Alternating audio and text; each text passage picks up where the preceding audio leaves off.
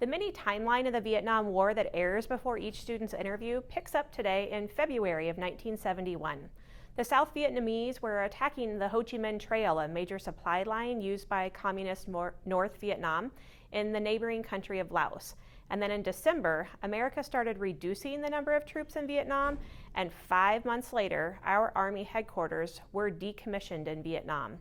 By December of '72, President Nixon had halted the bombing in Vietnam. My name is Brayden Stowater, and I'm a junior at Ridgeview High School.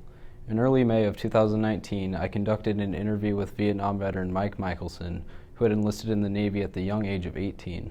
My name is Mike Michaelsen. I joined September of 1965, got out in October of 1969, and the Navy. I was interested in what the training was like in the Navy. Mike shared that a lot of teamwork was necessary in his 8 weeks of basic training at Great Lakes Boot Camp in Illinois, and again during his half year of electronic communications training. Basic training was a nightmare. They do everything they can to break you down and then build you back. Teamwork. And then I went on to a class, what they called a Class A school. I was in electronic communications. That's where I went, and we worked with, we monitored radio signals, radars, fire controls, foreign country type stuff, yep. And that was boot camp. I went in on an accelerated one. I didn't know it at the time, but they had a spinal meningitis epidemic in San Diego, where I was scheduled to go. And they, at the time we went to go in, they said, "How do you can go to San Diego, but it'll maybe take you longer to get a company than it would if you went to Great Lakes." So I was in basic only 8 weeks, and then from there I went to Pensacola, Florida, and went to a 6-month-long, August to March, whatever that is. I went to the training down there, and that was real intense. We learned Morse code, and which I don't know anymore. But and then from there we were deployed. I wanted to hear more about boot camp, so Mike shared this. It was a lot of classroom. You're taught naval tradition, regulations, no specific firefighting that's a huge part of the Navy. You know, we had a ship fire on the destroyer, and it was below decks, and that was pretty exciting. I mean, here you are out in the middle of the ocean, no land in sight. You're by yourself. You don't want your ship to burn out from under you by any means. Yeah. But a lot of physical fitness in basic training. Every time anybody screwed up or what they considered screwing up, everybody did push-ups, sit-ups. There were some others. There was one, they called it the captain's chair. I think you sat your back against the wall, your legs out, and you held an M1 out in front of you. And there was one, what they call that? You were on your toes and your elbows like this, straight out, and you just sit there and tremble. I'm sure most of that's history. I doubt they do that anymore. A lot of running, a lot of marching. There's nothing funnier than watching sailors march. We did well in boot camp, but after that it was not pretty to watch. I was curious where Mike traveled during his deployment. I was surprised to not only learn that he seemed to travel all over the world, but that he wasn't with a particular unit of men. He was sent by himself. My first orders were, I was aboard a destroyer out of Norfolk, Virginia. I was on that from January to August Then from August to March, I was in Pensacola, Florida. And then from there, I went to the USS Jamestown in South China Sea, Vietnam. And from there, I went to Edsall, Scotland. But I saw a lot of the world. First ship, we were in the Caribbean, 3 or 4 ports we went to. And then from there, we went on a 5-month Mediterranean cruise in just about all the countries along the Med. And then to Florida, and then to Vietnam.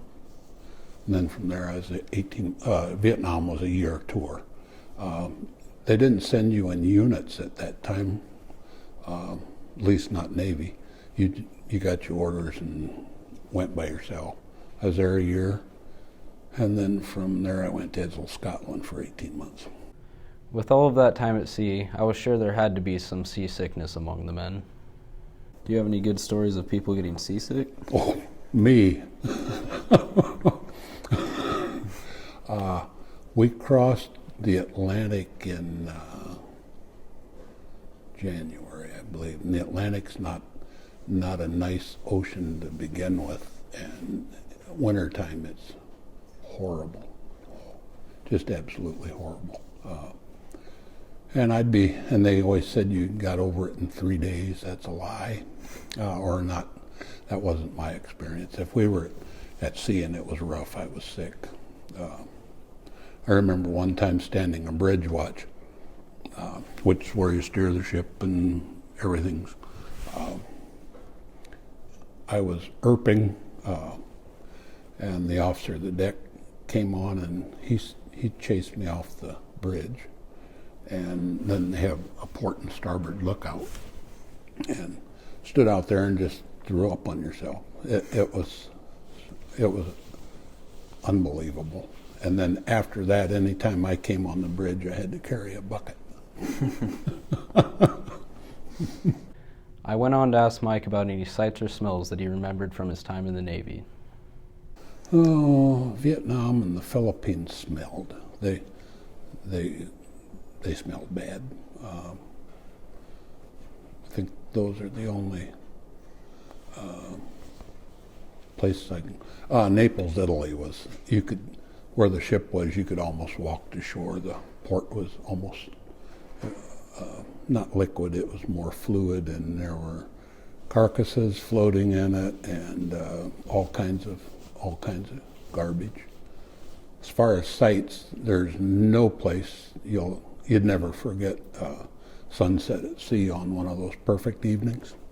The ocean's a deep purple, and it's almost mirror smooth, but it's rolling. And sunsets at sea are out at sea, out of sight of land, are unbelievable. Yeah. And storms are unbelievable at sea. I know that deployed members of our armed forces today are able to communicate with loved ones back home with things like FaceTime. Being as Mike was out to sea for long stretches of time, I was interested in how he kept in touch with his family and friends back home. Oh, snail mail, U.S. mail. Yep. Stateside, occasional phone calls, but rarely.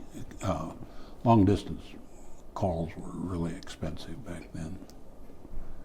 And my dad was tight.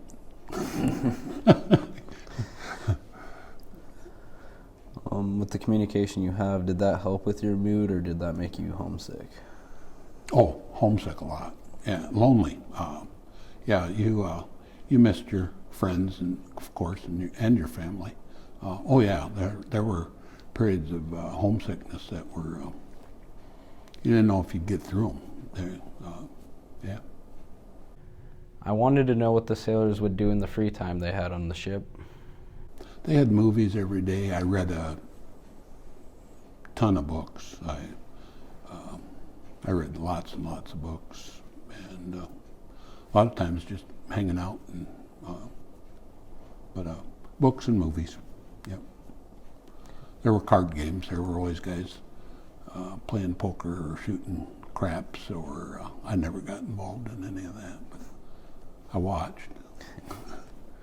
I wondered what it was like for Mike when he returned home on leave. He shared that he enjoyed the time spent with family, but his buddies were either off at college or serving over in the war, so he was usually ready to get back on a ship. I admire his dedication. I'm not sure I could feel the same way. First time after boot camp, I was gone a year, and I was really, really excited about coming home. And the folks picked me up at, I don't know, either the airport or the bus depot in Sioux City. I rode a lot of buses, and when I saw the elevator coming into town, I really got excited. Yeah, but I guess that I came home, and most of my buddies were either in the service or in college, and so most of them were gone at the time. So there wasn't a whole lot to do when I did get here, and I was ready to leave again when the time came to go back. Yeah. Mike went on to tell me about being exposed to the nasty Agent Orange we learned about in class. The Agent Orange was an issue with my old division chief on the ship. He's been, I've read one article about him that a lot of people have contacted him with Agent Orange issues. The defoliant that they sprayed took the vegetation away, and we were in amongst that, and not only being sprayed on, we made our own water, and all it did was take the salt out, but it concentrated the chemicals. So we got a pretty harsh dose of that. And I've had some issues with Agent Orange, but yeah. I was sorry to hear that he had not only been exposed to that toxic chemical, but that it had caused him some troubles down the road. So I changed the subject and asked how the war had positively affected him.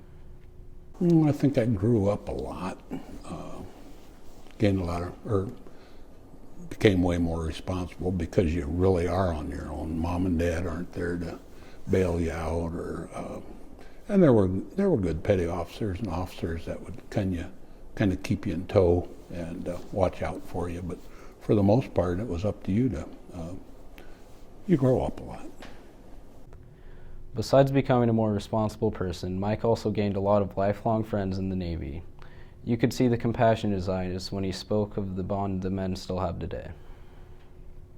I don't know, I guess about maybe camaraderie and friendships you make in there. There's still a bunch of guys. My ship from Vietnam, they have a website, and guys are on that fairly frequently, and then I have other friends that I keep track of, or we keep track of each other outside of that too. And a number of them have come and visited me, and I've gone and visited them, and yeah, the friendships are forever, pretty much forever. I'm thankful for the time I got to spend interviewing Mike. I appreciate and respect his service to our country. Thank you, Mike.